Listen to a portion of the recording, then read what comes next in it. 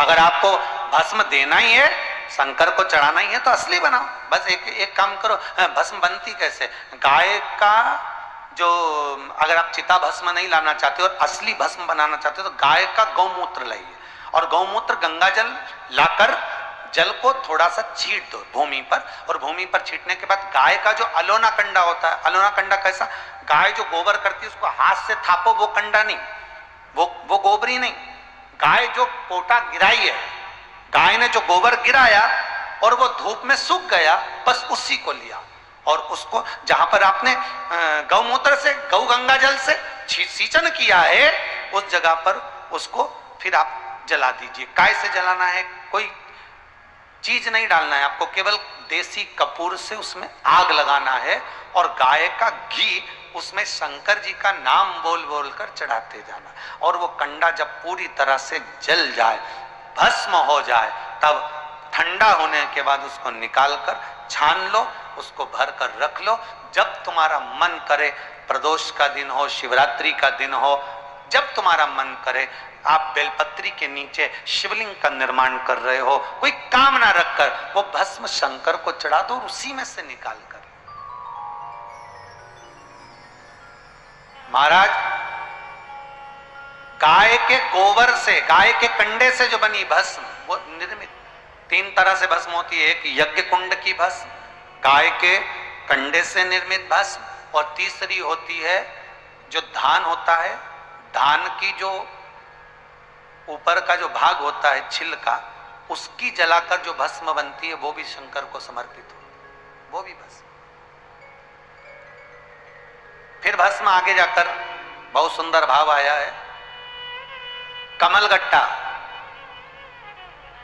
जिस व्यक्ति को लीवर या किडनी में तकलीफ रहती है, उसको कमलगट्टा, बीला, बेले का फल, इसको जलाकर, इसकी राख तैयार कर कर, उसको पीस कर, कपड़े से छान कर उसकी भस्म तैयार करी जाती है। और वो भस्म शंकर भगवान पर श्रावण के महीने में दूसरा जो सोमवार पड़े, उस दूसरे सोमवार के दिन शंकर के मंदिर में चढ़ाई जाती है।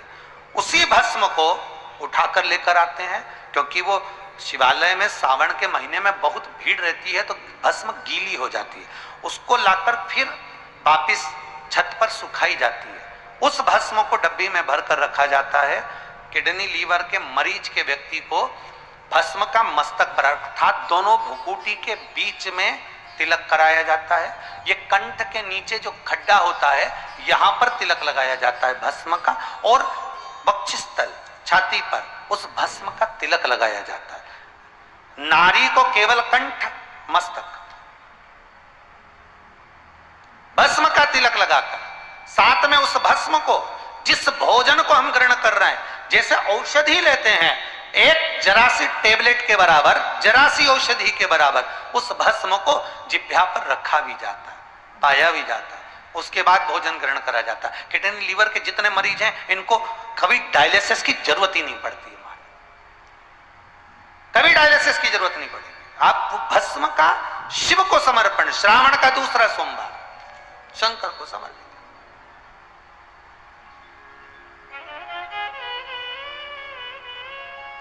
एक होती है मोती की भस्म, प्लास्टिक का मोती नहीं, हो मोती, प्लास्टिक का नहीं होना चाहिए। मोती की भस्म कब चढ़ती है? तो कहा शिवरात्रि के दिन, मूल जो शिवरात्रि होती है उस दिन मोती को जलाकर उसकी भस्म तैयार करी जाती है।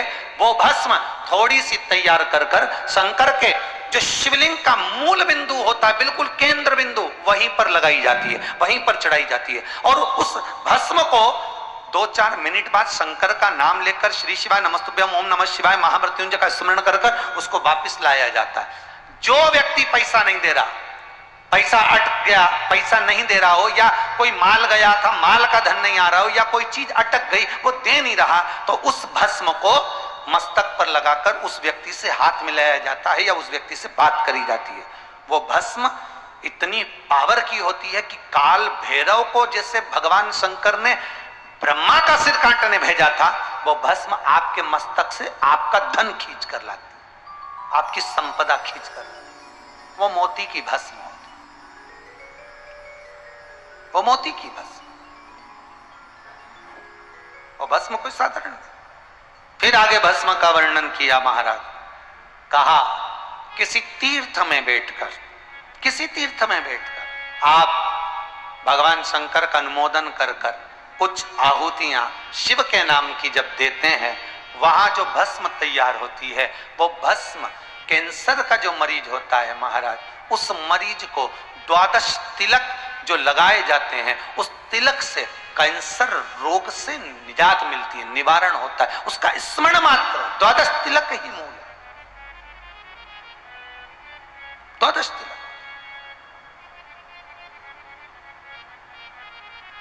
ये भस्म साधारण का महाराज 3 जगह पर भस्म को जरूर लगाएं। भगवान विष्णु देव ऋषि नारद से कह रहा है 3 जगह। पहला मस्तक, भुकोटियों के बीच में आज्ञा चक्र होता है। यहां पर जब भस्म का तिलक लगाया जाता है तो व्यक्ति कभी धोखा नहीं खा सकता, कभी भटक नहीं सकता, मार्ग निश्चित कर लेता है। आज्ञा चक्र, गले के नीचे जो खड्डा होता है उस जगह पर विशुद्धि चक्र होता है। शिव महापुराण की कथा करिए, यहां विशुद्धि चक्र है। शरीर को फाड़ोगे तो कोई चक्र नहीं मिलना, पर केंद्र बिंदु विशुद्धि चक्र का होता है। यहां पर जो भस्म लगाई जाती है, अगर मान लो हमें कोई औषधि की जगह विष भी दे दे तो वो अमृत बन जाता है। तो यहां विशुद्धि चक्र, जहां भस्म लगे। तीसरा, वक्षस्थल, जहां पर अनाहत चक्र होता है। यह चक्र कैसा चक्र है? अगर कोई व्यक्ति आपसे नफरत करता है, कोई व्यक्ति आपके लिए अपशब्द कहता है, कोई व्यक्ति आपसे नफरत करता है, अनाहत चक्र पर त्रिपुंड लगाकर, अनाहत चक्र पर भस्म रमाकर अगर आप उससे 2 या 3 बार मिल लीजिए, कितना भी विरोधी होगा वो आपके पक्ष में आ जाएगा। पर भस्म कहां की होना चाहिए? किसी तीर्थ में जो आपने आहुतियां दी, यज्ञ करा, उसकी भस्म। अनाहत चक्र, 3 चक्र हैं, आज्ञा चक्र, विशुद्धि चक्र, अनाहत चक्र। और ये 3 चक्र पर लगी हुई भस्म जीवन का सुख दे जाती, जीवन का। एक चीज और ध्यान करिए महाराज, जिस लड़का और लड़की का विवाह नहीं होता, मंगल हो गया, शनि हो गया, राहु केतु हो गया, या विवाह नहीं हो रहा है, उसके लिए भी कहा जाता है कि कहीं से आप प्रयास करिएगा, कहीं से अगर मौका मिल जाए, कहीं से आपको किसी रूप में अगर चांदी का पत्रा मिल जाए, चांदी का थोड़ा सा पत्रा, कोई वो कहते हमारे यहाँ बर्क कह देते, पर असली चांदी की बर्क चाहिए। आजकल तो भगवान पे भी जो बर्क लगाई जाती है वो भी नकली है।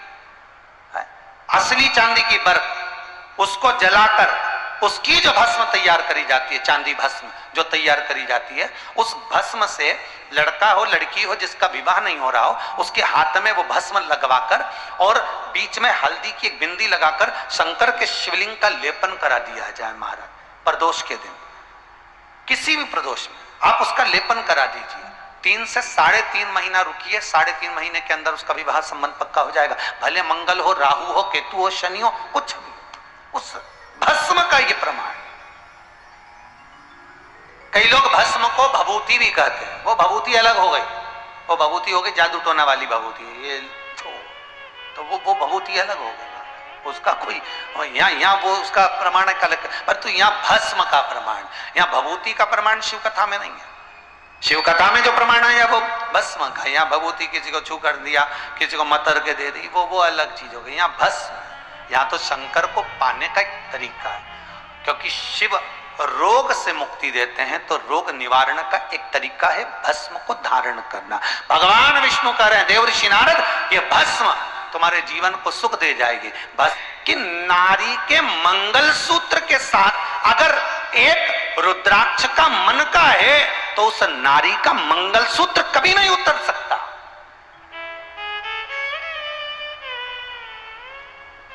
कितनी विचित्र बात लिखी है कि नारी नारी के मंगलसूत्र के साथ में अगर एक रुद्राक्ष है, एक रुद्राक्ष का अगर मन का भी है, तो नारी का मंगलसूत्र नहीं उतर सकता कभी। अब आप कितना वेद व्यास जी रुद्राक्ष के चरित्र में शिव महापुराण की विद्येश्वर संहिता में कितना विचित्र भाव लिख रहा है, कितना वर्णन सुंदर कर रहा है। आपको पहले भी कथा में कहा, मान लो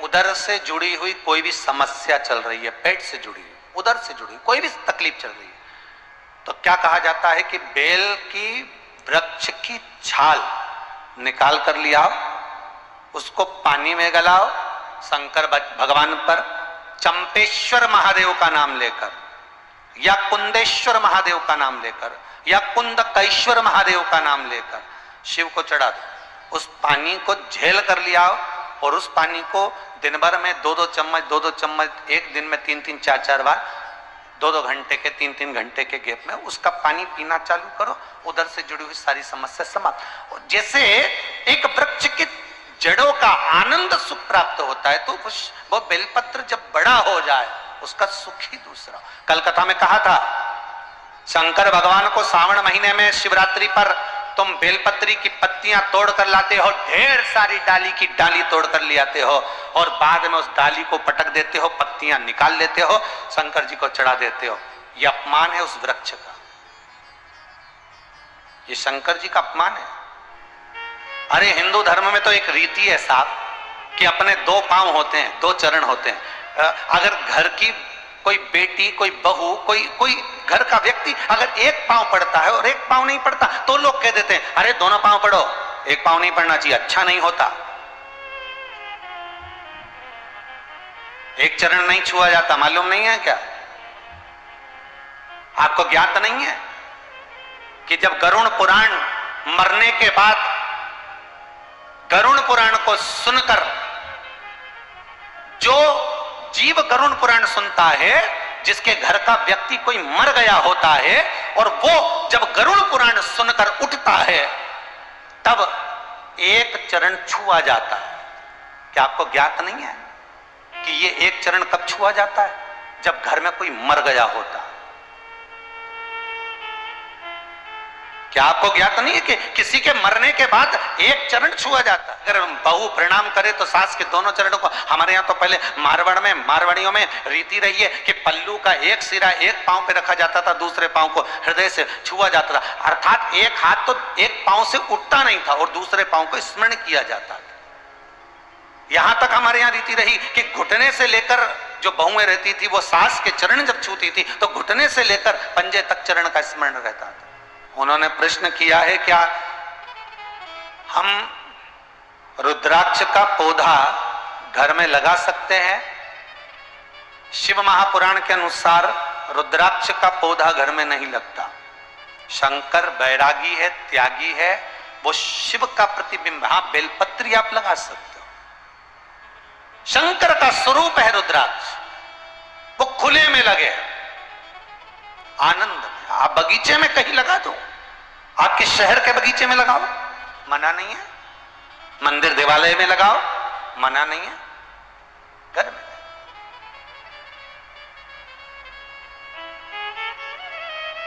हाँ, बेलपत्र का पौधा आप अपने घर में रोपित कर सकते हो। अच्छा, कई लोग एक प्रश्न करते हैं, बड़ा सुंदर प्रश्न है, आप लोगों का भी होगा कि गुरुजी आप बताते हो कि बेलपत्री के पेड़ के नीचे दिया लगाना है, या बेलपत्री के पेड़ के नीचे पाठ करना है, या बेलपत्री के पेड़ के नीचे या अनुष्ठान करना है। बेलपत्री के पेड़ के नीचे पहले भी कथा में कहा कि अगर बेलपत्री के वृक्ष के नीचे एक दिया लगाते हो या सोमवार को दिया लगाते हो या आप पाठ करते हो, उसका हजारों लाखों गुना पुण्य। तो हमारे गमले में जो बेलपत्री का छोटा सा पौधा है, तो क्या हम उसमें लगा दें और उसका हमको फल मिल जाएगा क्या? तो शिव महापुराण की कथा कहती है कि जो गमले में पौधा लगा है उसकी छाया आपके सिर पर नहीं आ रही है। फिर ध्यान देना, उसकी छाया आपके सिर पर नहीं आ रही, वो तो अभी छोटा रोपित करा गया। उसकी जड़ें, अगर आपको धन चाहिए तो जैसे बेलपत्री की जड़ें मजबूत होती है और उसकी जड़ों के भीतर, उसके जड़ों के चरणों में बैठकर बेलपत्री गायत्री की छाया में जो हम पाठ अनुष्ठान पूजन स्मरण करते हैं उसका फल हजारों गुना होता है, वो भी छोटा है। भोजन में और प्रसाद में अंतर होता है। जब आपसे कोई कहे कि सब आइए प्रसादी ग्रहण करिए, तो प्रसादी ग्रहण करना मतलब उतना ही ग्रहण करना जितनी इस उदर को जरूरत है। अति से ज्यादा मत पा लेना। ज्यादा खाओगे तो भी दुख तुमको ही होना है, और ज्यादा कमाओगे तो भी दुख तुमको ही होना है। ज्यादा खाओगे शरीर में कष्ट होगा, रात भर बेचैनी रहेगी, नींद नहीं आएगी, तड़फोगे, करवट बदलोगे, बार बार बदलोगे, तो तकलीफ आपको होना है। ज्यादा खाओगे तो भी दुख आपको होना है, और ज्यादा कमाओगे तो भी दुख आपको होना है। 8,000 रुपये रोज महीने का एक नौकर रखा, धोबी रखा, कपड़े धोने के लिए, वस्त्र धोने के लिए एक व्यक्ति रखा, पोछा झाड़ू के लिए कोई को रखा, फिर किसी को रखा, फिर किसी को रखा। कितने रखे? 50,000 रुपये महीना कमा रहे हो, उसमें से अगर 20,000 रुपये तो तुम नौकर चाकर को बांट दे रहे हो, नौकर चाकर को प्रदान कर दे रहे हो। अब तुम्हारे पास बचा क्या? वो 30,000 रुपये। इससे तो वो 30,000 ही कमाना पड़ता है जो 50,000 कमाए उससे। और 30,000 आपके सुकून के, आपके आनंद के तो हैं। और सरल भाषा में, जैसे आपने मन में विचार करा कि कल सवेरे होगी और मैं 5 पंडित जी को भोजन कराऊंगा। अब आपने मन में विचार कर लिया कि मैं 5 पंडित जी को भोजन कराऊंगा, मैं आटा पिसा के लाऊंगा, और मेरा मन है कि मैं कल पूड़ी और अमरस बनवाऊं। आम का रस बनवा लेता हूं, पूड़ी बनवा लेता हूं, थोड़े से भजिए बनवा लेता हूं, थोड़ा सा सेव ले आऊंगा, और मन में आ गया कि ये काम करता हूं, थोड़े पापड़ और तलवा देता हूं। तो ये आपने जो विचार करा, ये आपके मन में आ गया कि कल मैं ब्राह्मण का भोजन कराऊंगा, कल मैं ऐसा करूंगा, कल मैं वैसा करूंगा, और आपके मन में बात आई, और आप मालूम पड़े रात को 1-1:30 बजे अटैक आ गया और आप मर गए, प्राण छूट गए, और आपने ब्राह्मण का भोजन नहीं कराया, आपने ब्राह्मण को भोजन नहीं कराया, आपने किसी को अमरस, पूड़ी, भजिया, पकोड़ा, सब्जी कुछ भी नहीं खिलाई, तो भी शिव महापुराण की कथा कहती है उसके बाद भी अगर प्राण छूट गए हैं तो आपको ब्राह्मण के भोजन का पुण्य मरते से प्राप्त हो गया। मरते से, ये मन का पुण्य है, यही हमारे मन का पुण्य है। और ये मन का जो पुण्य है ये जीवन का एक सुख दे जाता है। निवेदन है, आप शंकर मंदिर नहीं जा सकते, मत जाओ। आप शंकर को बेलपत्र नहीं चढ़ा सकते, मत चढ़ाओ। आप शंकर के शिखर का दर्शन भी नहीं कर सकते, मत करो। आप घर से बाहर नहीं जा सकते, अभी लॉकडाउन चल रहा है या कोरोना महामारी चल रही है, आप अपने घर में रहो, पर प्रतिदिन आप कम से कम 1 घंटा, 15 मिनट, 20 मिनट, 5 मिनट भी अपने मन से ये तो विचार कर सकते हो कि मैं आज उज्जैनी जा रहा हूं, आज मैंने उज्जैनी में जाकर छिपरा का स्नान करा है, आज मैंने उज्जैनी में जाकर मां छिपरा में स्नान कर कर छिपरा का जल लेकर मैंने महादेव को चढ़ाया है, मैंने महाकाल का दर्शन करा है, मैं महाकाल के दर्शन कर कर हर सिद्धि का दर्शन करने गया। कभी आपने विचार करते हुए प्रत्येक सोमवार, प्रत्येक प्रदोष आप मन से तो पहुंच सकते हो।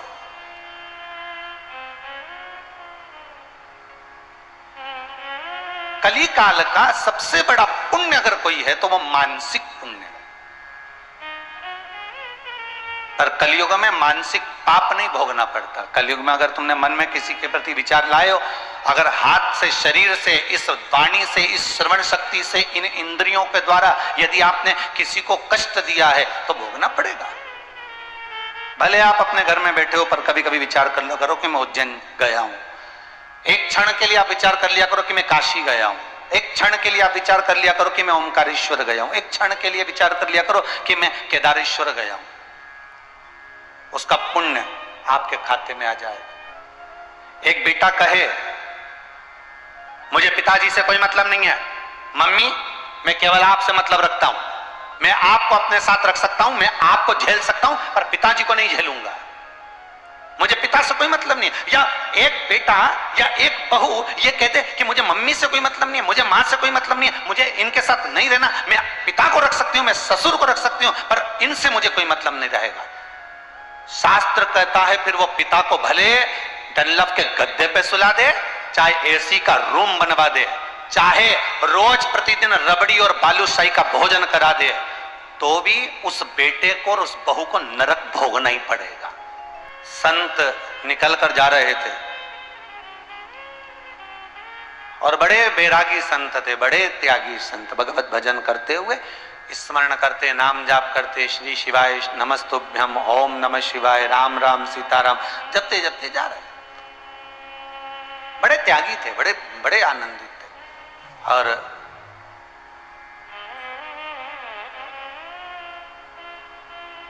एक जगह पर वो चतुर्मास करने के लिए 4 महीना रुके। पहले जो संत होते थे वो 4 महीना चतुर्मास करने के लिए आते थे, और ईमानदारी से बोलें तो ये लॉकडाउन ने आपका चतुर्मास अच्छे से करा दिया।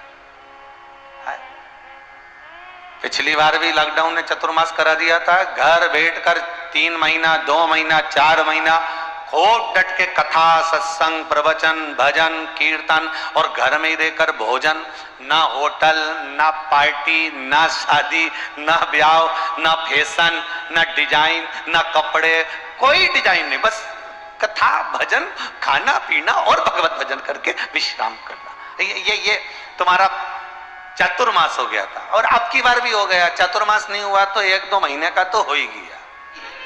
एक माँ अपने बच्चे को घर में छोड़कर जाती है और किसी काम से चली जाती है, तो वो माँ जब वापिस आती है ना, अपने बच्चे को जब गोदी में उठाती है ना, तो जितना प्रेम उस समय पर करती माँ, उससे 1000 गुना ज्यादा प्रेम बच्चे को हृदय से लगाकर, छाती से लगाकर, स्तनपान कराकर, बच्चे को खिलौना देकर माँ एक आनंद में। और जब जाती है तो विचार कर करती है, मेरे घर में बच्चा है, मेरे घर में बेटा है, मेरे घर में बेटी है, और जाना है मुझे तो कुछ लेकर जाऊंगी, उसको देना पड़ेगा, नहीं दूंगी तो रोएंगे। उसी तरह अगर भगवान ने हमसे 1 महीना, 2 महीना, 4 महीना, 1 साल, 6 महीना अगर काम बंद करवा दिया, फैक्ट्रियां बंद करवा दी, दुकान, व्यापार, व्यवसाय बंद करवा दिया, चिंता मत करना, उस परमात्मा ने तुम्हारे लिए कुछ अच्छा सोच कर रखा होगा। और जब वो गोदी में लेगा, जब वो चालू करेगा, तो ऐसा धन बरसाएगा, ऐसी संपदा बरसाएगा, ऐसी सत्ता बरसाएगा कि कोई खिलौना तुम्हारे हाथ में दे देगा, कोई धन तुम्हारे हाथ में प्रदान कर देगा, कोई संपदा तुमको दे देगा। तुम चिंता मत करना, बस उस पर विश्वास रखना, उस पे भरोसा रखना। तो एक संत चतुर्मास करने रुके, तो चतुर्मास करते थे तो वो भोजन जो बचता था बनाने के बाद में, तो वो रोटी बाहर डाल देते, कुत्ता खा लेता। अब रोटी कुत्ता खाता। एक दिन संत ने देखा और उस कुत्ते को देखकर कहा, भाई सुन, ए कुत्ता, ए स्वान, तू है बड़ा वफादार, बहुत वफादार है, मैं देख रहा हूं 4 महीने से तू यहीं पर पड़ा हुआ है, कोई जाता है तो भोगता, रात्रि को भोगता, और तू है बड़ा वफादार, पर तुझमें 3 गलतियां हैं। कौन बोला? संत बोला, साधु बोला।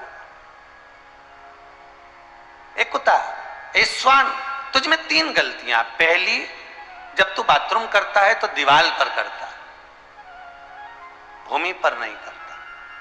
दूसरी, फकीरों को देखकर, भिखारियों को देखकर, मांगने वालों को देखकर उनके पीछे भौंकना चालू कर देता। आपके भी मोहल्ले में तुमने देखा होगा कुत्ते को, कोई मांगने वाला आया, कोई भिखारी आया, कोई भिक्षुक आया, कोई आया फकीर, तो उसको भौंकना चालू कर देता। और तीसरी तेरी गलती ये है कि पूरी रात तू सोने नहीं देता, रात भर भो भो करता, रात भर भोगता। तेरी सबसे बड़ी गलतियां बस ये 3 है। तो संत ने कहा, तेरी गलती बड़ी बुरी है, तू है वफादार, बहुत अच्छा है, चौकीदारी करता है, सब कुछ करता है, पर तू ये 3 गलती तेरी बेकार। तो इतने में कुत्ते ने कहा, उस श्वान ने कहा संत से, गुरुदेव इन 3 गलतियों को मत देखो, मेरा कारण क्या है वो समझ लो। गुरुजी ने पूछा, क्या कारण है? तो दीवार पर गंदगी करता है,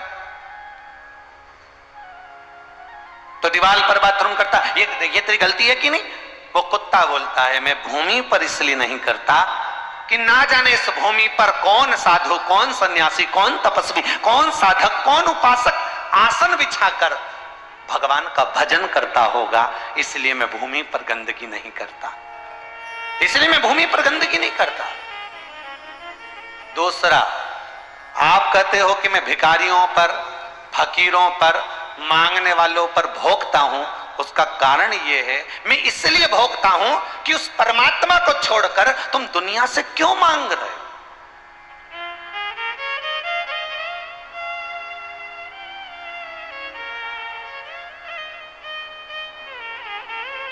मैं वो भिखारी को देखकर क्यों भोगता हूं, उसका कारण कि तुम भगवान को छोड़कर, उस परमात्मा को छोड़कर, उस शंकर को छोड़कर, उस नारायण को छोड़कर, उस राम और कृष्ण को छोड़कर तुम दुनिया से क्यों मांग रहे हो। इसलिए मैं भिखारियों के पीछे लग जाता हूं, इसलिए मैं फकीरों के पीछे दौड़ दौड़ कर भोगता हूं कि इनके आगे क्यों हाथ फैला रहा है, उसके आगे फैला। और कुत्ता कहता है मेरा तीसरा, रात्रि को मैं क्यों भोगता हूं, उसका कारण है कि मनुष्य की देह मिली है और तुम रात भर इसको गवा रहे हो। जाग जाओ और उसके भजन में लग जाओ। इसलिए मैं रात भर भोगता हूं कि जब तुम्हारे नेत्र खुले, जब तुम्हारी साधना खुले। पिछले लॉकडाउन में परली बैजनाथ जी से सोमानी परिवार कथा करवाने आया था, आप लोगों ने टीवी पर सुनी थी। और सोमानी जी का एक नियम था कि वो पूरी नवरात्रि में रात भर भगवान का भजन करते ब्रह्म मुहूर्त तक। फिर ब्रह्म मुहूर्त में स्नान आदि करने के बाद थोड़ा सा विश्राम कर लेते, फिर जाकर फिर भजन कर लेते। प्रति 9 दिन तक एक ही क्रम।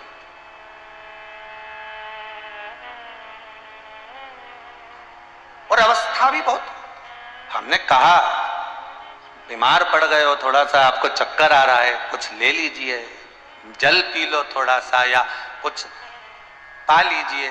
बस एक समय चाय लेते थे और एक समय पानी लेते थे, उसके सिवा कुछ। पूरे 9 दिन। और अवस्था होगी लगभग 80-85 की।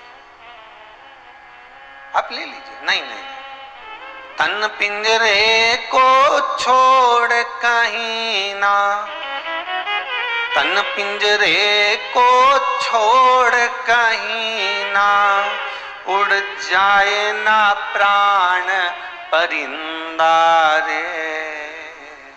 भज भोला भंडारी रे पगले, भज भोला भंडारी। ये शिव का नाम, ये शंकर का अनुमोदन, ये शिव का स्मरण, उसमें रमे रहो। कली काल में, इस कलयुग के अंदर आप शंकर की मानसिक पूजा भी कर रहे हो तो भी शिव स्वीकार कर रहा है। बस पहचानने के नेत्र चाहिए।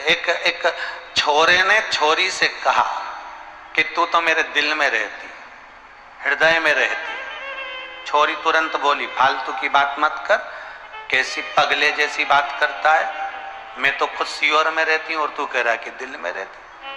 नहीं, हृदय में रहती है तू मेरे। नहीं, मैं तो बड़ा बाजार में रहती। कोई कहते मैं चरखा लाइन में रहती। तो ये हमारी सोच है कि हम कहाँ रह रहे हैं। हमारी चित्तवृत्ति परमात्मा के चरणों में रहना चाहिए। ब्रह्मा जी ने भगवान विष्णु से पूछा था, आपके पिता कौन है? भगवान विष्णु ने कह दिया था, मेरे पिता भूत भावन भूतेश्वर शिव शंकर। क्योंकि नारायण, नार कहते हैं पानी को, अयन मतलब पानी पर तैरने वाला। तो भगवान विष्णु अर्थात भगवान शंकर एक बिंदु, और बिंदु से जो प्रकट हुआ है वही अयन करने वाला, वो नारायण। तो मेरे पिता भगवान शंकर। ब्रह्मा जी ने कहा शिव आपके पिता है? हाँ।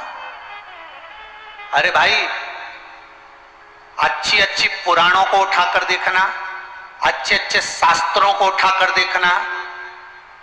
ये बाकी की जो मूर्त है, बाकी की जो पूजन है, बाकी की जो मूर्तियां आदि का जो निर्माण है, ये सब बात का है। सबसे पहले तो केवल अगर भूमंडल पर पृथ्वी पर अगर कोई प्रगटा था तो केवल एक शिवलिंग था। शास्त्र कहता है भगवान विष्णु को भी अगर प्रकट होना पड़ा तो लिंग रूप में प्रकट होना पड़ा था, अर्थात भगवान विष्णु भी शालिग्राम बनकर प्रकट थे, वो भी पिंडी की आकृति थी। मां भवानी जगदम्बा को भी अगर प्रकट होना पड़ा था, इनकी भी कोई मूर्ति नहीं थी, भगवान नारायण की कोई मूर्ति नहीं थी। अगर मां जगत जननी जगदम्बा भी कहीं प्रकटी थी तो वो भी एक लिंगायत आकृति में, वो भी एक पिंड की आकृति में। इसलिए वैष्णो देवी में 3 पिंडियों का दर्शन होता है। तुम किसी भी देवी मंदिर में जाकर चले जाओ, कहीं पर भी जहां पर जा सकते हो वहां जाकर दर्शन करना। शंकर जी के अगर मां भवानी का दर्शन करोगे तो भी आप उसको पिंडी के रूप में ही दर्शन करोगे। उन्हीं के ऊपर सिंदूर चढ़ा है, उन्हीं का वस्त्र का श्रृंगार कर दिया, उन्हीं के नेत्र बना दिए। तुम्हारा मन पड़े जहां जाओ, चाहे मां हरसिद्धि का दर्शन कर लो, चाहे तुम मां आद्य शक्ति का दर्शन कर लो, चाहे विजासन का कर लो, तुम्हारी मर्जी पड़े जहां जाकर कर लो, वो भी एक शिला के रूप में मिलेगी, वो भी एक पिंडी के रूप में मिलेगी। भगवान विष्णु को भी देखोगे तो शालिग्राम के रूप में मिलेंगे। पहले ये मूर्ति नहीं थी, पहले ये कोई मूर्ति केवल एक, वो थी शिवलिंग। ब्रह्मा और विष्णु ने प्रकट करा था। ब्रह्मा जी बोले मुझे आपके पिता का दर्शन करना है, तो करो करो। सामने एक पर्वत था, उसको घुमाया, अग्नि का एक खंभ प्रकट हुआ, उस अग्नि के खंभ में से शिवलिंग प्रकट हो गया। और भगवान शंकर बोले भगवान नारायण और ब्रह्मदेव से, मैं नारायण का पिता। ब्रह्मा क्या चाहते हो तुम? ब्रह्मा जी कहते हैं ये आकाशवाणी झूठी है। एक पिंडी की आकृति, एक शिवलिंग की आकृति, क्या इस नारायण के पिता हो सकते हैं? इन नारायण के पिता? विश्वास नहीं होता। जब एक बुजुर्ग माँ बाप अपने बच्चों को ज्ञान देते हैं ना कि हमने भी अपनी जिंदगी में ऐसा ऐसा किया था, हमने भी ऐसा ऐसा करा था, तो आज के बच्चे मानेंगे क्या? बच्चे तो कह देंगे हाँ हाँ साहब हो देखा। अरे तुमने देखा क्या है? हमारी जो माता जी थी, हमारी जो सास थी, इतनी कड़क थी कि 5 मिनट ओटले पर तो चले जाओ, 5 मिनट तो उधर चले तो जाओ, जो काम बताया पूरा चाहिए, सफाई पूरी चाहिए, भोजन पूरा चाहिए, इतना चाहिए, ऐसा चाहिए, वैसा चाहिए, जरा सा तो छूट जाए। और आज के जमाने में तुम्हें जो सांस मिली है वो कोई सांस है? उल्टी बहू सास हो गई। तो आज के जमाने में अगर सास अपनी बहू को समझाए तो वो कहे हाँ हंसी खेल समझती। नहीं नहीं, ऐसा होता होगा क्या? ऐसा चलता होगा क्या? ऐसा होता हो? नहीं नहीं था। भगवान विष्णु भगवान ब्रह्मदेव को कह रहे हैं कि मैं शंकर मेरे पिता हैं, पर ब्रह्मा जी को विश्वास नहीं हो रहा, क्योंकि भगवान विष्णु के इस नाभि से जो कमल का पुष्प उत्पन्न हुआ, उस कमल के पुष्प के ऊपर ब्रह्मा उत्पन्न हुए, तो ब्रह्मा जी पुत्र हैं, अर्थात वो ज्ञात नहीं कर पा रहे कि मेरे दादा भगवान शिव है।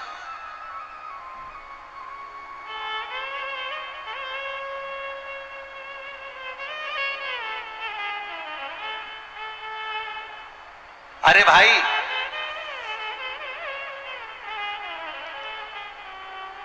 जब अयोध्या का राम मंदिर बनकर कंप्लीट हो जाएगा, पूरा बन जाएगा, तब आप सब जिन्होंने भी 1 रुपया भी अयोध्या के राम मंदिर में दिया है, वो छाती ठोक कर कह सकते हो ये मंदिर हमने बनवाया।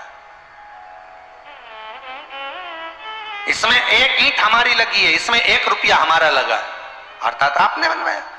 ये कुबेरेश्वर धाम, ये कुबेरेश्वर धाम आज हैं, हम ना होंगे, आप हैं ना होंगे, पर आप अपने बच्चों से तो कह सकते हो कि यहां जो गौशाला बनी उसमें हमारा रुपया लगा, यहां जो वृद्धाश्रम बना उसमें हमारा धन लगा, यहां जो कुबेर भंडारी का जो मंदिर बन रहा है उसमें भगवान शिव के मंदिर में 1 रुपया हमारा। अर्थात आपको यह भान होना चाहिए कि यह आपने निर्मित करवाया।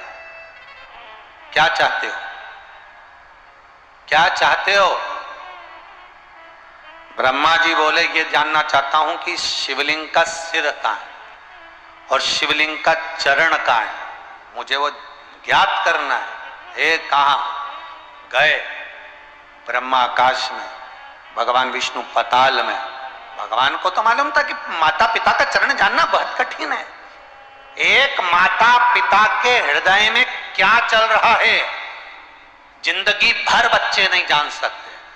बड़े बेटे को लगता है कि मम्मी छोटे को ज्यादा चाहती है, छोटे को लगता है मम्मी बड़े को ज्यादा चाहती है, बड़े को लगता है कि पिताजी मंझले को ज्यादा चाहते हैं, मंझले को लगता है कि मम्मी पापा छोटे को ज्यादा चाहते हैं। पर माँ बाप से पूछा जाए कि आपके लिए कौन सा बेटा प्रिय है, माता पिता से पूछा जाए आपके लिए कौन सी बहू प्रिय है, तो कोई माँ कह देगी कि मैंने सारे बच्चों को बराबर का दूध पिलाया है, बराबर का पालन किया है, बराबर का गोदी में खिलाया है, इसलिए मेरे लिए ये बच्चे सब बराबर है। माता पिता की दृष्टि में बच्चों में भेद नहीं होता, पर बच्चे अपने माँ बाप का भेद कर देते हैं। एक को लगता है ये उसको ज्यादा चाहती है तो वो धीरे धीरे कटना चालू कर देता है, फिर उसको लगता है कि ये उसको ज्यादा चाह रही वो कटना चालू। तो माता पिता के मन में भेद नहीं होता, मेरे शंकर के मन में भेद नहीं है। और ध्यान देना, भगवान विष्णु ने कितने अवतार लिए उठाकर देखिए। भगवान ब्रह्मा ने भी कई बार अवतरित हुए, इंद्र भी रूप बदल लिए, जलदेव भी रूप बदल लिए, गरुण देव भी रूप बदल लिए, सारे 33 कोटि देवताओं को उठाकर देखिए, सबने रूप बदल लिया, सबने अवतार ले लिए। पर कोई कह दे कि शंकर भगवान ने कोई अवतार लिया, नहीं। शंकर शिवलिंग थे, शंकर शंकर थे, और शंकर के भीतर कोई कपट नहीं, छल नहीं, कोई कुछ भाव। कहा भगवान विष्णु ने स्वयं शिव जी से कहा कि ये जलंधर को मारना है तो तुम मार दो। तो भगवान शंकर बोले इसकी पत्नी का साथी तो डिगाना पड़ेगा, वृंदा का। तो कहा वृंदा का साथी डिगाना पड़ेगा तो शंकर जी आप डिगा दो। तो भगवान विष्णु से शंकर जी बोले किसी स्त्री का साथित्व डिगाना ये मेरे बस की बात नहीं है। आज हम आपसे कह दें कि हम वृक्ष लगाएंगे और हम 1 लाख वृक्ष लगाएंगे या 5 लाख लगाएंगे या 10 लाख लगाएंगे, और आपसे हम 200-200 रुपए, 500-500 रुपए, 1000-1000 रुपए इकट्ठे कर लें और वृक्ष ना लगा पाए बेलपत्री का, तो उसका दोष तो होगा ना। हमको भी तो जाकर मुंह दिखाना है उस परमात्मा को। हमने तो कह दिया कि 5 करोड़, 10 करोड़, 1 करोड़, 1 लाख, 50 लाख वृक्ष हम आपको लगाएंगे, और हमने अगर वो लक्ष्य पूरा नहीं करा तो उस परमात्मा को भी तो मुंह दिखाना पड़ेगा। इसलिए जितना शरीर से बनता है 11,000 वृक्ष लगाना है आसपास। और ये भी ध्यान रखिएगा, कुबेरेश्वर धाम में, उज्जैनी, ओमकारेश्वर, नर्मदा जी के तट, गौशालाएं, अर्थात जितने भी धार्मिक क्षेत्र, मंदिर, देवालय, वहां लगाए जाएंगे, ये नहीं कहते। और आपसे निवेदन है, आप भी लक्ष्य ये नहीं लेना कि मैं 10 लगाऊंगी, नहीं 11 लगाऊंगी, नहीं 50 लगाऊं। आपका मन पड़े 1, 2, 5, 10 जहां लगाना लगा। इसका कोई शुल्क समिति नहीं ले रही कि आप पेड़ लगाने का हमको 500 रुपए या 200 रुपए या 400 रुपए या 1000 रुपए जमा करो। नहीं, अपने गांव में लगाओ, क्योंकि ऑक्सीजन की कमी केवल सीहोर में नहीं, ऑक्सीजन कमी पूरे भारत में, पूरे विश्व में, सब दूर लगाओ। और फोटो भेजो जिससे जनमानस को प्रेरणा मिले कि आपने लगाया, आपको देखकर और 4 लगाएंगे, 4 को देखकर और 6 लगाएंगे। केवल वृक्ष लगाने के बहाने से हमें कमाना नहीं है, हमें इनकम नहीं करना है, हमें धन नहीं भरना है, हमें इस प्रकृति को बचाना है। अरे भाई 3 रत्न हैं इस पृथ्वी पर परमात्मा के दिए हुए। कितने रत्न हैं? 3। पहला जल, दूसरी वायु, तीसरा अन्न। ये पृथ्वी पर परमात्मा का दिया हुआ आभूषण है। ये जितने ये माणिक, मोती, सोना, चांदी, हीरा, पन्ना, ये सब पत्थर। अभी आगे आप कथा सुनेंगे कि आयुर्वेद में जो भस्मों का नियम है, लोहा भस्म, स्वर्ण भस्म, मोती भस्म, हीरा भस्म। आयुर्वेद में हीरे को भी आग लगा दी जाती है केवल एक औषधि बनाने के लिए। आयुर्वेद में सोने को भी आग लगा दी जाती है केवल एक औषधि बनाने के लिए। तो ये तो हमारे लिए ये पत्थर है। अगर सही रत्न कुछ है जो परमात्मा ने, शंकर ने हमको दिया है, वो है जल, वो है वायु और वो है अन्न। अगर ये नहीं होता तो संसार में त्रही मच जाती। ये शंकर ने दिया, ये ओघड़ी ने दिया, ये परमात्मा ने दिया है। ये 3 रत्न मेरे मालिक ने इस संसार को दिए हैं कि इसको संजोरो, इसको संभाल लो। ये अगर है तो संसार। इसलिए अपने अपने नगर में लगाओ, अपने अपने गांव में लगाओ। और आप सोचते होगे कि बिठले सेवा समिति का बैनर लगाने का क्यों बोल रहा है, उसका कारण है कई इतने चतुर लोग हैं, लगे लगाए पेड़ में हाथ लगा के फोटो खींच के भेज देंगे। इतने भी चतुर लोग संसार में, और या पहले कभी लगाया होगा तो उसका फोटो भेज देंगे कि हमने तो लगाया था, आपने हमारा फोटो नहीं दिखाया आस्था चैनल पर। तो इसलिए बिठले सेवा समिति का बैनर लगा, भले आपका नगर का नाम लिख लो, आपके परिवार का नाम लिख लो, पर लिखा होना चाहिए बिठले सेवा समिति। भले आपका परिवार का नाम लिखो कि आपके द्वारा लगाया, पर वो बैनर लक्ष्य हो। 1 जून से सावन का पहला सोमवार बेलपत्री ही बेलपत्री मेरे शंकर का, फिर निवेदन करूंगा, एक बेलपत्री का वृक्ष 1 लाख शिवालय मंदिर का निर्माण के बराबर है। लगाओ, उसको रोपित करो, रोपित करो, सुख दे। महाराज ब्रह्मा पहचान नहीं पा रहे, ब्रह्मा जी के मन में संशय है, जैसे देवऋषि नारद के मन में संशय था, क्या रुद्राक्ष मुझे पहनना पड़ेगा? तुमने अपमान करा है शंकर का, शंकर का अपमान कौन सहेगा? शिव का अपमान कौन सह सकता? एक जरा सा शब्द था, एक बार माता जानकी जी ने राम जी के आगे कह दिया था, एक शब्द। क्या शंकर की ये सृष्टि में, सीता जी का शब्द सुनिएगा, क्या शंकर की इस सृष्टि में ब्राह्मण ऐसे साधु सन्यासी ब्राह्मण ऐसे हो गए जो केवल थोड़ा सा भोजन करते हैं, ज्यादा नहीं कर पाते?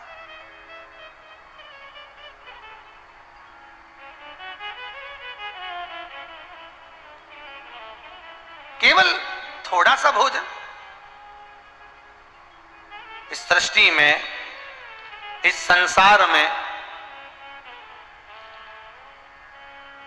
और हम जब इतना भोजन बनाने वाले बैठे हुए हैं, जब हम इतना भोजन सिद्ध करने वाले बैठे हुए हैं, तो फिर भोजन की कमी क्या? तो फिर क्या शिव की सृष्टि पर, शंकर की सृष्टि में भोजन करने वाले क्या अन्न भाग को श्रेष्ठ ग्रहण नहीं कर पाते? भगवान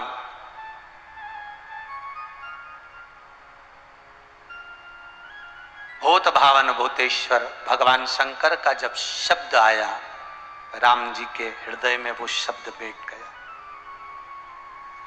राम जी के हृदय में वो शब्द बैठ गया। और राम जी के हृदय में जब शब्द बैठा, तब मेरे राम जी महाराज ने, मेरे राघव जी ने तुरंत कहा, नहीं नहीं नहीं पार्वती, आप ये गलत कह रही हैं, आपके ये शब्द गलत है, ऐसा नहीं है। भगवान, आप कहती हो कि ब्राह्मण थोड़ा भोजन करते हैं, संत थोड़ा भोजन करते हैं, क्या इस भूमि पर ऐसा कोई ब्राह्मण, ऐसा कोई संत, ऐसा कोई साधु, ऐसा कोई सन्यासी तपस्वी नहीं जो पेट भर और खूब आनंद से खाए तो हमको खिलाने में आनंद आ जाए? भगवान बोले ऐसा नहीं है, आते हैं, समय आया। भोलेनाथ जी का समय क्या, एक बार माता भगवान शिव के एक आनंद सुख समय आया, और राम जी दिखाना चाहते थे, इसलिए एक बार जब शंकर और पार्वती भ्रमण करते करते जा रहे थे और राम जी महाराज अपने पिताजी दशरथ जी का श्राद्ध कर रहे थे, राम जी महाराज जब श्राद्ध कर रहे थे, ब्राह्मण भोजन करने जा रहे थे, तब शंकर जी ने पार्वती से कहा, पार्वती रुको, पार्वती इधर आओ। पार्वती जी बोली, हाँ प्रभु सुनो, ये इतने सारे ब्राह्मण कहां जा रहे हैं? तो पार्वती जी बोली, आपको मालूम नहीं है आज दशरथ जी का श्राद्ध है। दशरथ जी का श्राद्ध? हाँ।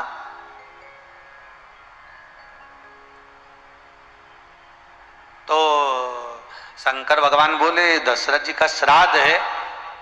पार्वती जी, हमने तो कभी श्राद्ध खाया ही नहीं है, आज हमारा मन कर रहा है कि हम भी श्राद्ध खाएं। पार्वती जी भी मन में सोची, बताओ कहां की इनकी डिमांड है भगवान। दुनिया के लोग सोचते हैं कि चाउमीन खाएं, दुनिया के लोग सोचे बर्गर खाएं, दुनिया के लोग सोचे पानी पूरी खाएं, और हमारे भोलेनाथ जी कहें कि श्राद्ध खाएं। अब ये कहाँ का भेषण है श्राद्ध खाने? तो पार्वती जी बोली कुछ श्राद्ध अपने को खाना चाहिए, वो तो ब्राह्मण खाने जाते हैं। नहीं नहीं नहीं, मैंने अभी तक कहीं श्राद्ध नहीं खाई, मैं तो जाऊंगा। और भोलेनाथ जी ब्राह्मण का रूप रखकर पहुंच गए ब्राह्मण का रूप। और ब्राह्मण का रूप रखकर जैसे भोलेनाथ जी पहुंचे, और भोलेनाथ जी जैसे ब्राह्मण का रूप रखकर पहुंचे और अंदर पहुंचे, और पंगत जो लगी थी और शंकर जी बैठे, और शंकर जी लगे बैठे, और बैठने के बाद थालियां लगी चांदी की, और चांदी की कटोरियां, और शंकर भगवान जो देख रहे कि भोजन तो अब मिला है, और इतनी इतनी सी कटोरियां, क्योंकि शंकर जी के पास तो बड़े बड़े कमंडल, एक बार में निपटा जाए खीर डब्बे से अंदर।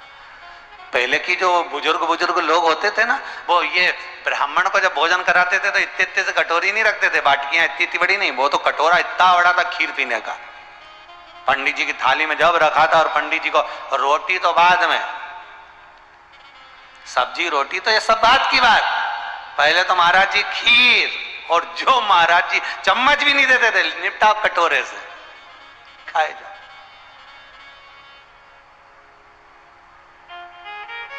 तो शिव जी बैठे, अब भोलेनाथ जी जैसे ही भोजन करने बैठे, और जो पार्वती लक्ष्मी जैसे ही सीता जी आई, और आकर माता जानकी ने कहा महाराज जी पाई है। महाराज जी ने कटोरी उठाकर देखकर सीता जी से कहा, ये आंख से खाऊं कि कान से खाऊं? इतनी छोटी सी कटोरी है, 1 सेकंड में बस यूं ही डालूंगा ना तो नहीं।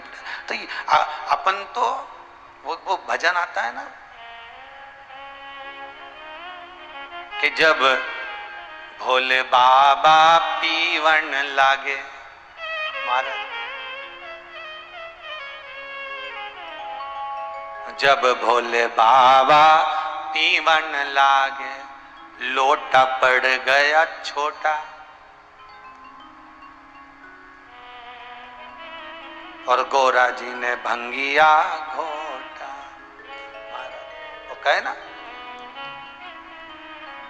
घोटा घोटा घोटा, भोले बाबा ने भंगिया को घोटा। जब भोले बाबा छानन लागे, कपड़ा पड़ गया छोटा, भोले बाबा ने भंगिया को।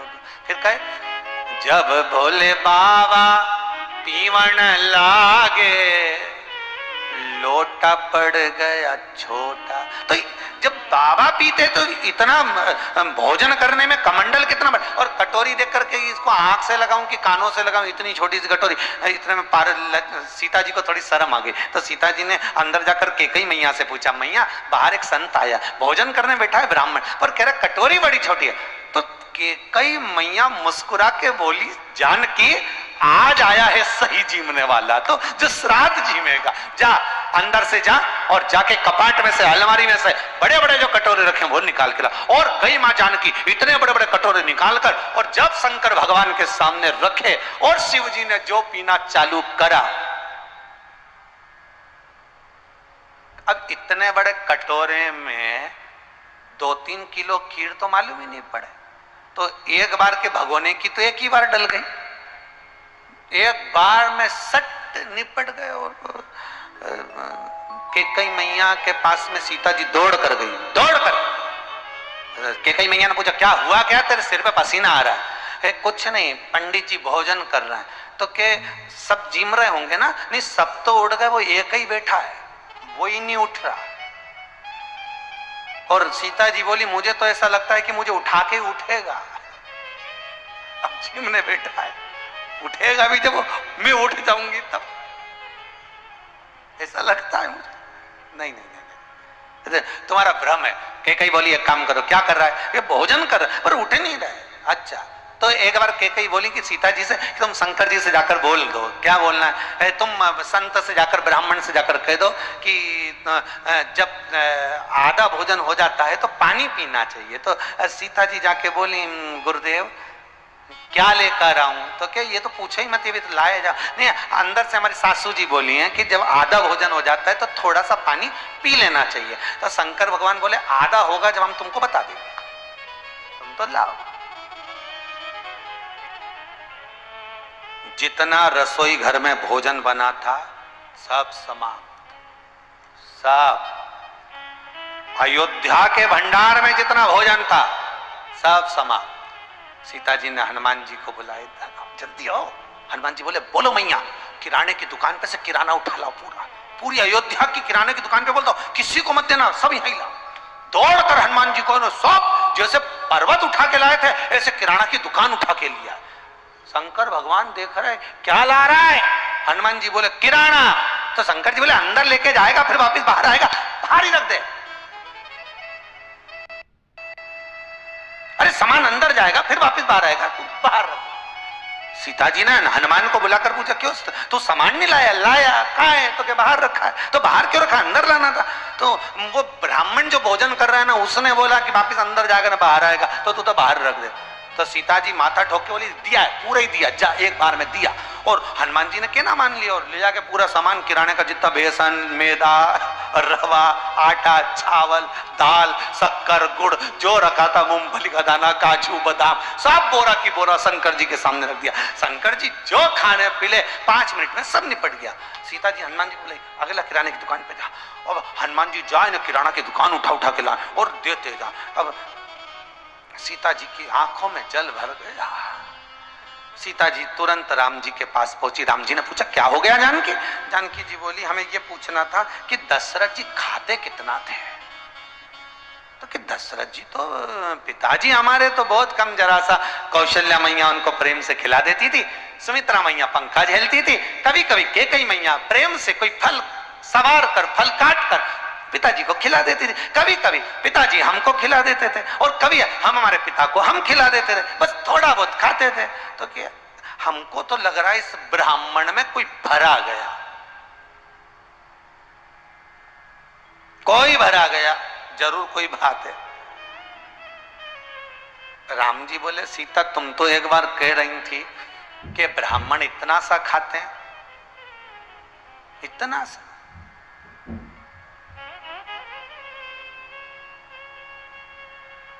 हो जाता कभी कभी। एक बार यमुना जी के घाट पर, विश्राम घाट पर यमुना जी का चुनड़ी उत्सव चल रहा था। तो हम भी बैठ गए दर्शन करने। इतने में एक कुछ सेठ और सेठानी बैठे थे और एक अच्छा सा पंडा आ गया, अच्छा जोरदार मथुरा का, और आकर बोला अ सेठानी, अरे ओ हीरे की चूड़ी पहनने वाली, अरे भोजन करा दे, भूख लग रही है। हो गई लगभग 15 साल पुरानी बात। भूख लग रही, भोजन करा दे।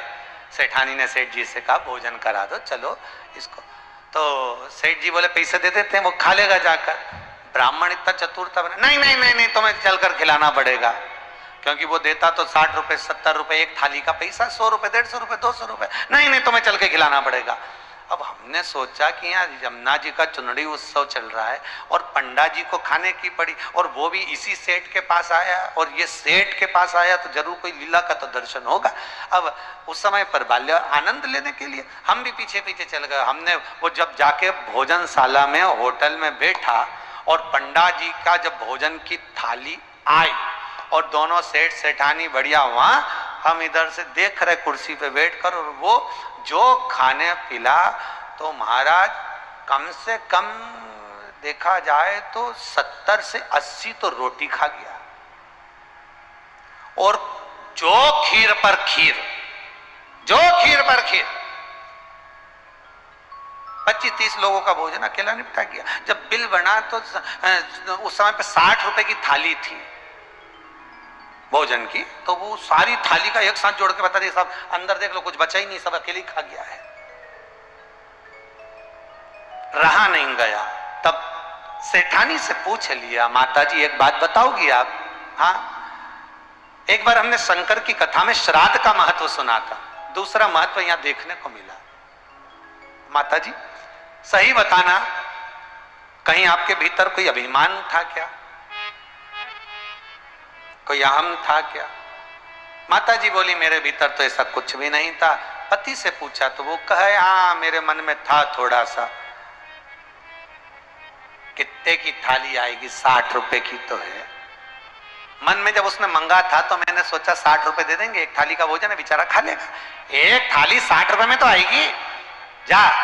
तो हमें क्या मालूम था कि हमको ही ले जाके बिठा देगा और जीमने बैठेगा, तो हमको क्या मालूम। अहंकार मेरे भीतर आ गया। कभी कभी परमात्मा ये ब्राह्मण, साधु, सन्यासी, तपस्वी, साधक, उपासक, ये तीर्थ के जो पुरोहित है, पंडित, इनके माध्यम से हमारा अहंकार तोड़ देते।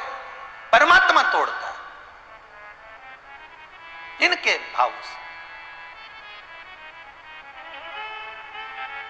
जाओ जरा जाओ।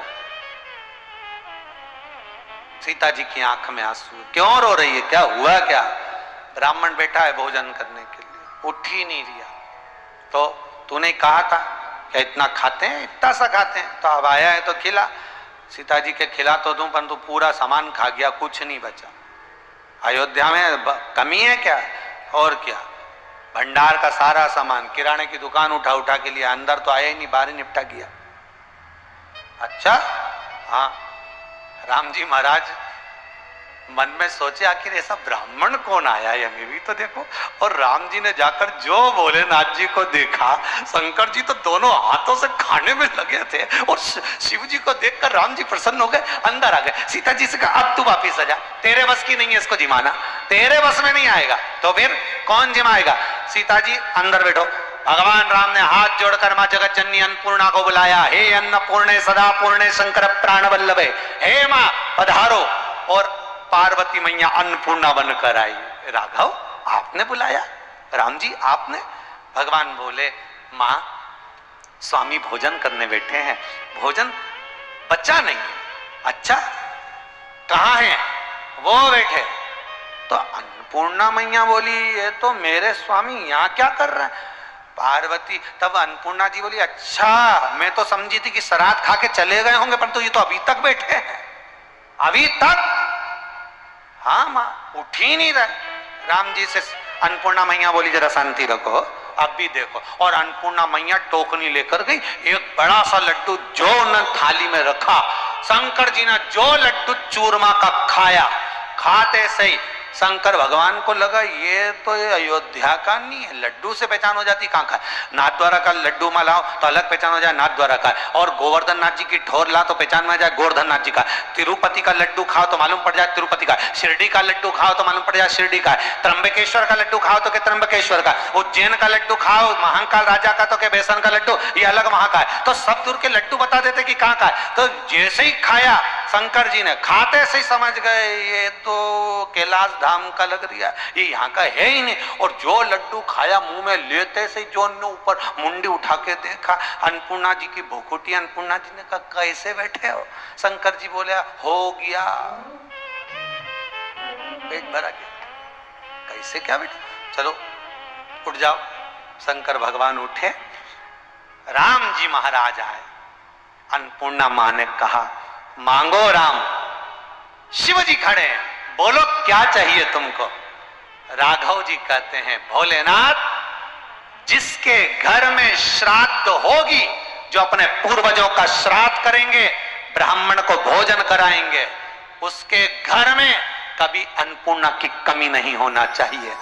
शंकर भगवान कहते हैं जो अपने पूर्वजों का श्राद्ध करता है उसके घर में कभी अन्नपूर्णा की कमी नहीं होगी। अन्नपूर्णा लक्ष्मी किसके घर में कम होती है? जो ब्राह्मण भोजन कराना बंद कर देते हैं, श्राद्ध करना बंद कर देते हैं, सीधे की थाली लगाई, सीधे की सीधे दिया है, तो भगवान ने भी कह दिया सीधे की सीधे निकल जाओ, खत्म काम। अपने घर की बहुओं को, अपने घर के बच्चों को, अपने घर के बेटों को बताओ इस तिथि की श्राद्ध होगी, 16 श्राद्ध में इस तिथि पर तुम्हें भोजन कराना है। एक ब्राह्मण को बुलाना, एक ब्राह्मणी को बुलाना, बच्चे को बुलाना, जिसका भोजन कराना उसको बुलाकर तुम भोजन कराओ। पूड़ी बनाओ, सब्जी बनाओ, खीर बनाओ, भाजी बनाओ, कुछ भी जिमाओ, पर जिमाओ, सीधा नहीं देना है। सीधे की जगह भोजन कराना। भोजन कराओगे, ब्राह्मण का मुख जब हमारे घर में झूठा होगा तो इस घर में कभी अन्नपूर्णा की कमी नहीं होगी, कभी कमी नहीं। भोजन करें।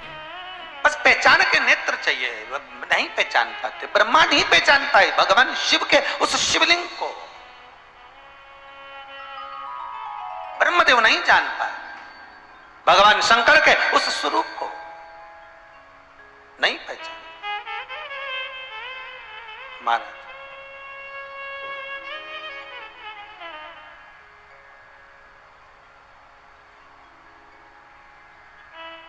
और भगवान शंकर ओघड़दानी त्रिकालदर्शी कैलाशी अविनाशी, ब्रह्मा जी गए शीश देखने के लिए, नहीं मिला। गाय और केतकी के पुष्प को लेकर आए, उसने झूठ बोल दिया।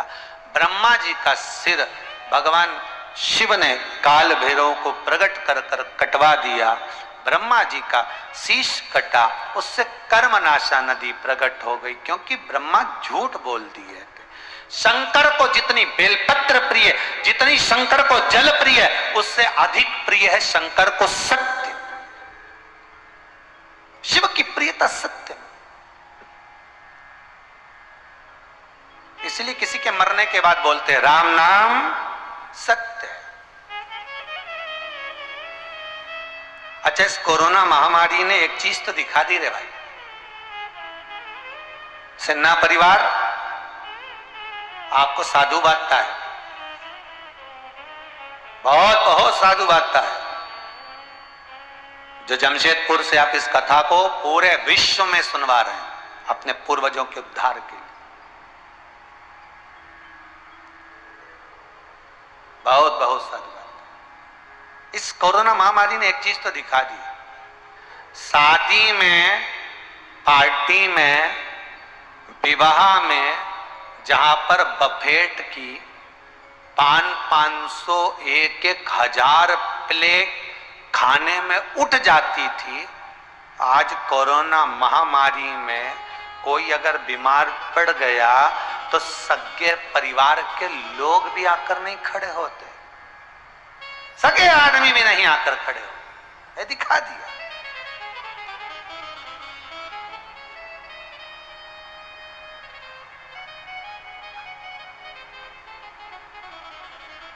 सगा भी नहीं खड़ा होता, और फिर छाती ठोक के कहते मेरे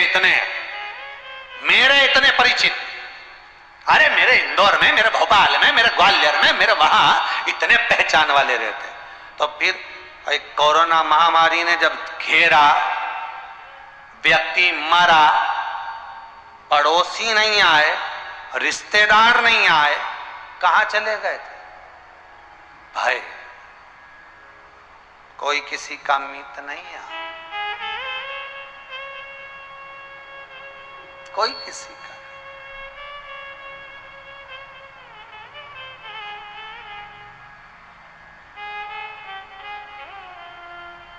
वही वाली बात आ गई, जितनी चाबी भरी राम ने उतना ही चले खिलौना।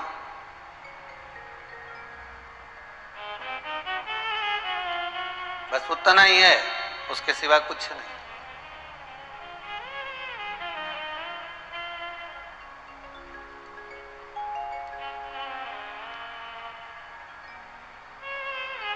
उससे ज्यादा कुछ भी नहीं। महाराज शिव कथा कह रही है, भूतनाथ भूतेश्वर भगवान शंकर की करुणामय कथा कह रही है, ओघड़दानी त्रिकालदर्शी कैलाशी की कथा कर रही। ब्रह्मा का सिर कटा, कर्मनाशा नदी उत्पन्न हो गई। ब्रह्मा तुम झूठ बोले, भगवान के ब्रह्मदेव का जो कटा हुआ सिर था उससे बड़का पेड़ उत्पन्न हुआ, जिसको वट वृक्ष का। देखिए हमारे हिंदू धर्म में पीपल का वृक्ष, बट वृक्ष, बेलपत्री का वृक्ष, रुद्राक्ष का वृक्ष, शमी का वृक्ष, आंकड़े का वृक्ष, ये जितने वृक्षों का निर्माण किया ये सब देवताओं ने कर दिया। ये बड़ का जो वृक्ष बना है, बटकेश्वर, बड़ का जो पेड़ बना है, बट का जो वृक्ष बना है, इस शंकर जी स्वयं ब्रह्मा के सिर से बना देते। शंकर जी का एक नाम हो गया बटकेश्वर महादेव। बटकेश्वर इसलिए किसी के मरने के बाद लेकर जाते हैं तो कहते जाते राम नाम सत्य है, कि इसने जिंदगी में भले सत्य ना बोला हो पर आखिरी में सत्य बोलते बोलते सत्य बोलते।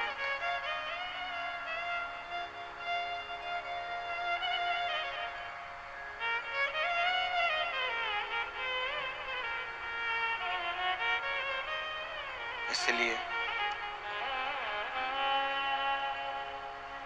भगवान शिव की उस आनंद का भाव ही दूसरा।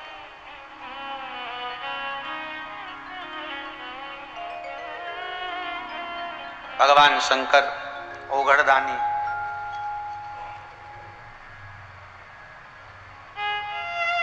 मेरी बीती उमरिया सारी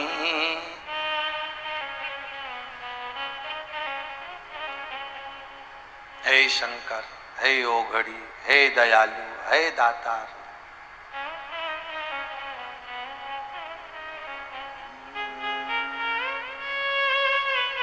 हे शंकर, हे ओघड़ी। भगवान शिव के चरणारविंद में ये चित्त रमे। ब्रह्मा जी भटक गए थे, थोड़ी बुद्धि फिर सी गई थी। क्यों? क्योंकि उनके भीतर भी कहीं अहम आ गया था, इसलिए पहचाने नहीं शंकर को। सिर कट गया तब चरण में पड़ गया, ठोकर लगती है तब समझा जाता।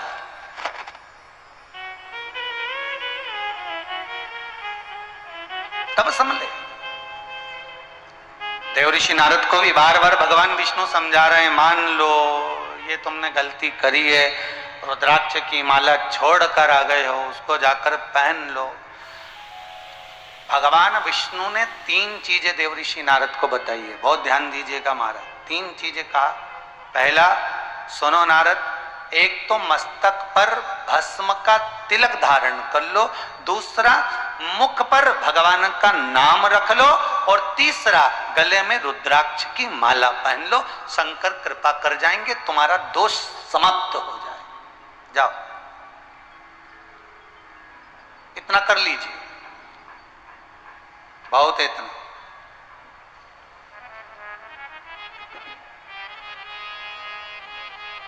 बस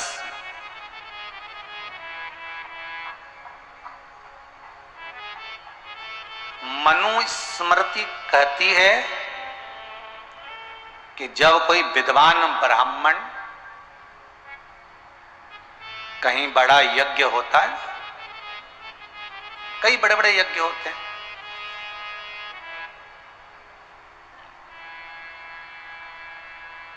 मनुस्मृति कर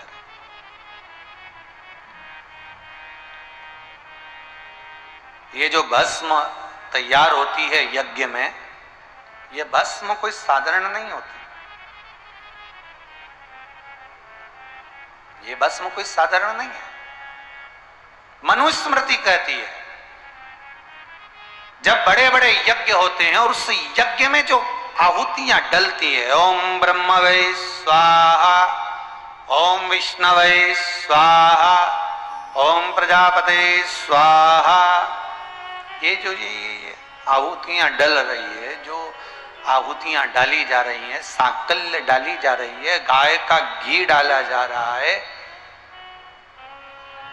इसमें जो भस्म तैयार हुई है, ये भस्म अगर हम रख लेते हैं और जिसका शरीर चर्म रोग हो गया है, कहीं चमड़ी बेकार होती चली जा रही है, या कहीं आंखों के नीचे कालापन आते जा रहा है, तो बड़े बड़े जो यज्ञ होते हैं इसकी भस्म बड़ी काम की होती है महाराज। महीने में एक बार, जैसे हफ्ते में 1 या 2 बार माताएं शैम्पू करती है, उनसे निवेदन है, केवल माताओं से नहीं, बच्चों से ही नहीं, पुरुषों से नहीं, बुजुर्ग सबसे निवेदन है, महीने में 1 बार जो बड़े यज्ञ होते हैं उस यज्ञ की जो भस्म होती है उसको पूरे शरीर में लगाकर 15 मिनट रखकर फिर स्नान करना चाहिए। शरीर में कोई रोग नहीं रहता। मनुस्मृति कहती है।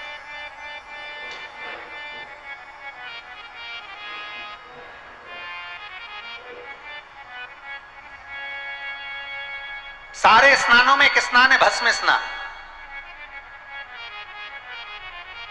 किस किस चीज की भस्म बनती है? शंकर को चढ़ती है, विश्वनाथ को चिता भस्म। उज्जैनी भोलेनाथ महाकाल राजा को चढ़ती है चिता भस्म। चिता भस्म।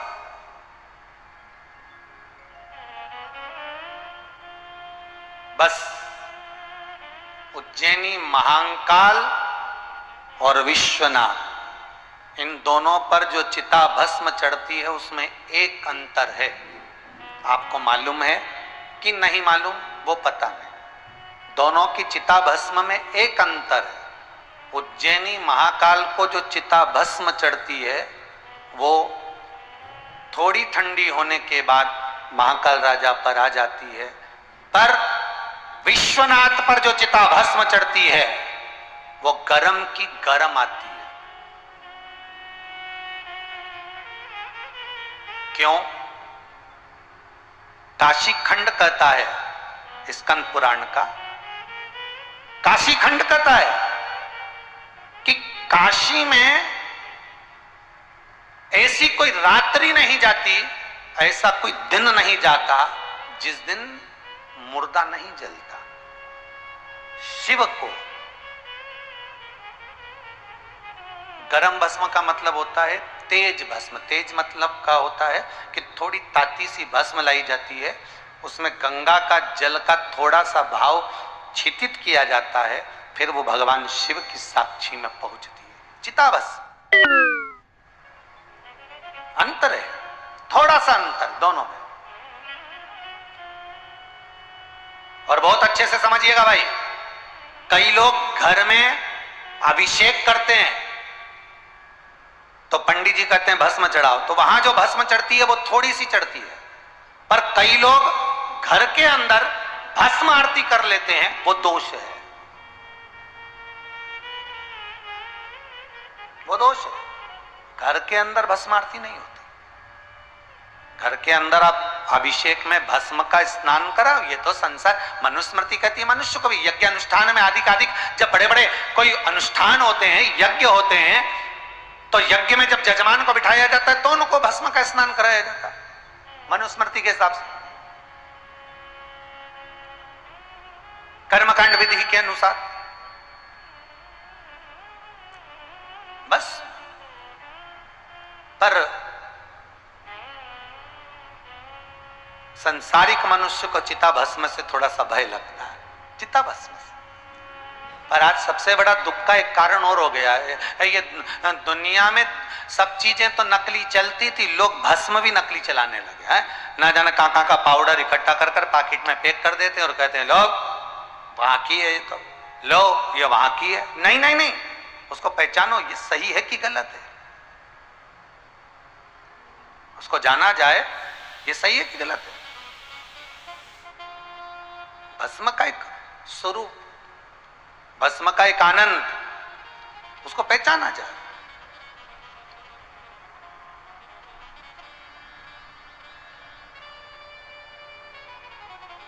महाराज जो बड़े यज्ञ होते हो उस यज्ञ की भस्म लिया और उस भस्म को संभाल कर रखो, वो बड़ी काम की है।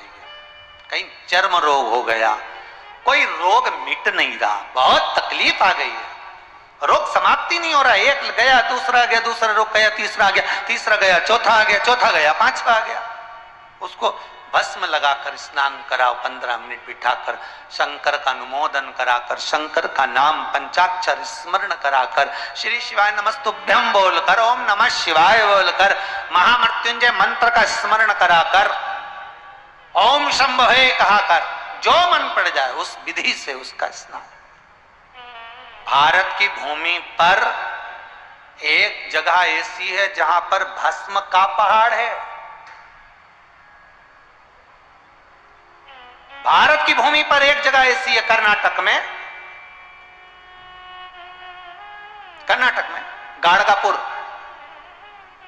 कर्नाटक में एक जगह गाड़गापुर ऐसी जगह है जहां पर भस्म का पहाड़ है, भस्म का पहाड़। शास्त्र कहता है वहां शंकर पार्वती के साथ में दोनों अड़भंग होकर उस भस्म से एक दूसरे को भस्म का ही श्रृंगार कर देते। एक तो तेरी काशी प्यारी,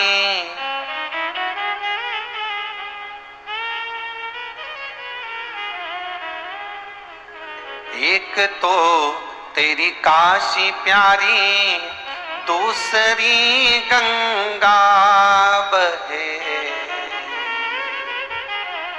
एक तो तेरी काशी प्यारी, दूसरी गंगा बहे, तीसरी गंगा की धारा दिल दीवाना हो गया। तीसरी गंगा की धारा दिल दीवाना हो गया। तेरी काशी में ओ भोले दिल दीवाना हो गया। तेरी काशी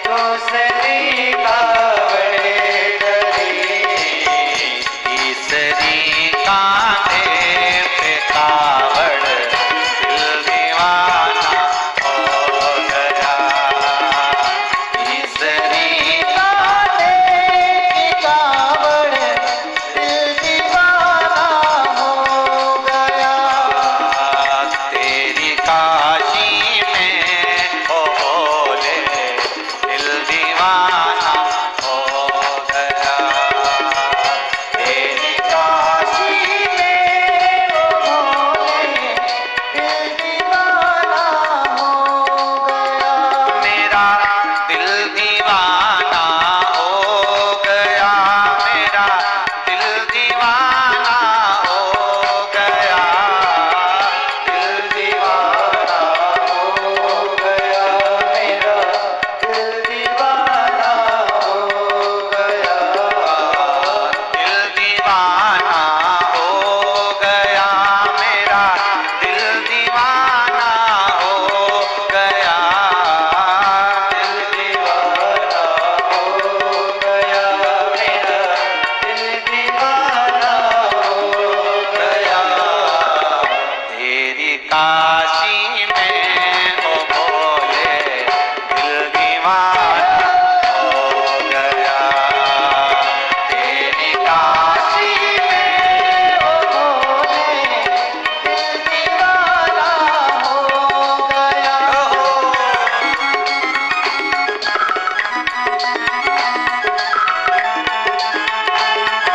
आओ से हर हर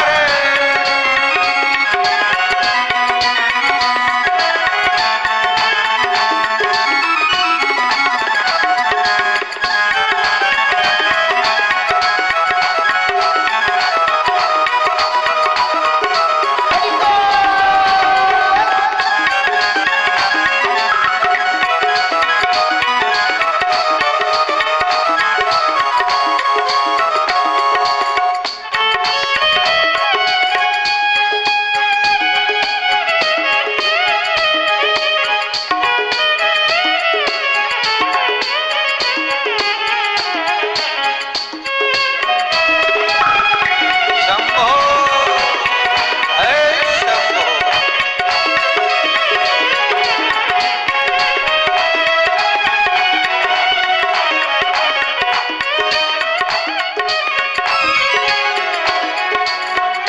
एक तो तेरी नगरी प्यारी, दूसरी गंगा बहे।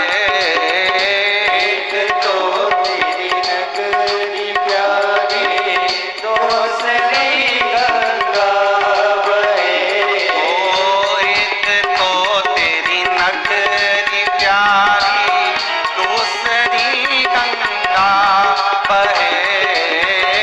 एक तो तेरी नगरी प्यारी, दूसरी गंगा बहे।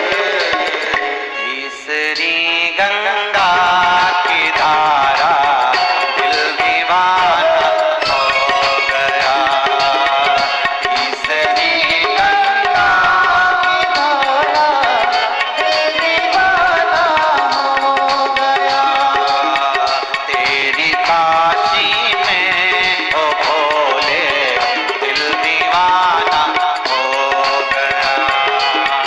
तेरी काशी में ओ भोले दिल दीवाना हो गया।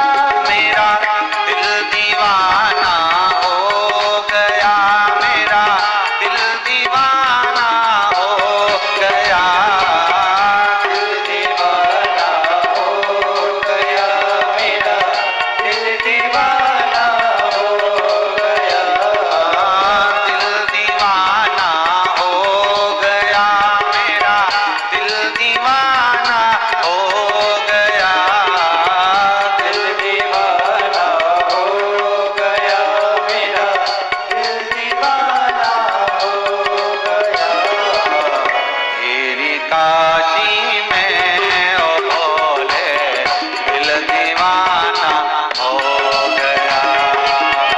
तेरी काशी में ओ भोले दिल दीवाना हो गया। तेरी काशी में ओ भोले दिल दीवाना हो गया। तेरी काशी में ओ भोले दिल दीवाना हो गया। बुला लो काशी में त्रिपुरारी, बुला लो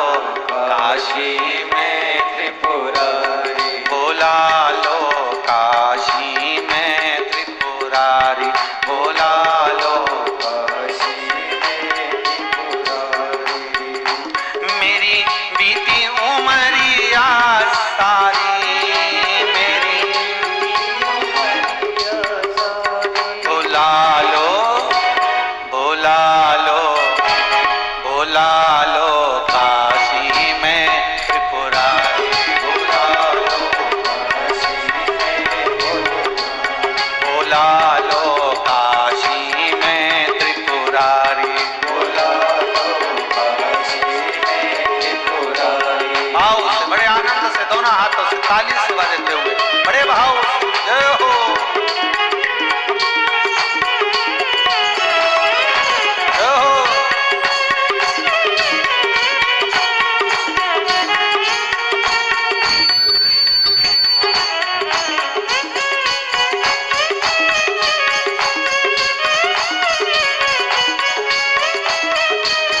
जय हो।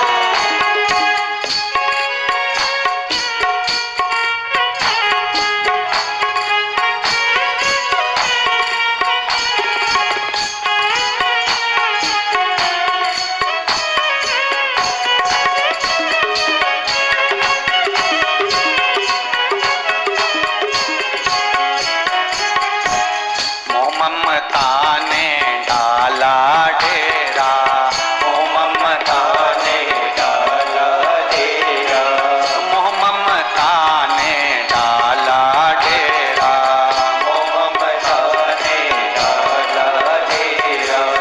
ना कोई सूझे रास्ता तेरा, ना कोई सूझे रास्ता तेरा, ना कोई सूझे रास्ता तेरा, ना कोई सूझे रास्ता तेरा।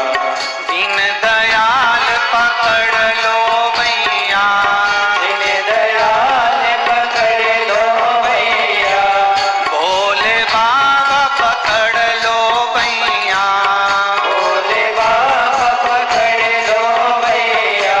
केवल आस तिहारी भोला लो, भोला लो, भोला लो काशी में त्रिपुरारी, भोला लो काशी में त्रिपुरारी, भोला लो काशी में त्रिपुरारी। मेरी बीती उमरिया सारी, मेरी बीती उमरिया सारी, मेरी बीती उमरिया सारी, मेरी बीती उमरिया सारी। बुला लो, बुला लो, बुला लो काशी में त्रिपुरारी, बुला लो काशी में त्रिपुरारी, बुला लो काशी में त्रिपुरारी, बुला लो काशी में त्रिपुरारी।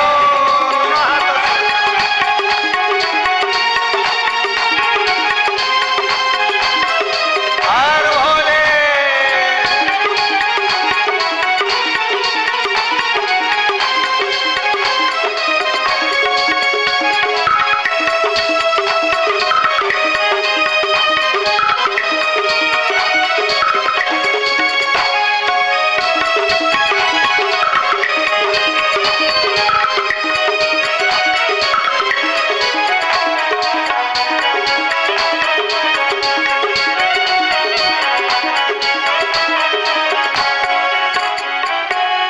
करुणा कर मेरे भोले शंकर, करुणा कर मेरे भोले शंकर, करुणा कर मेरे भोले शंकर, करुणा कर मेरे भोले शंकर। जीवन किया है तेरा शंकर, जीवन किया है तेरा शंकर, जीवन किया है तेरा शंकर।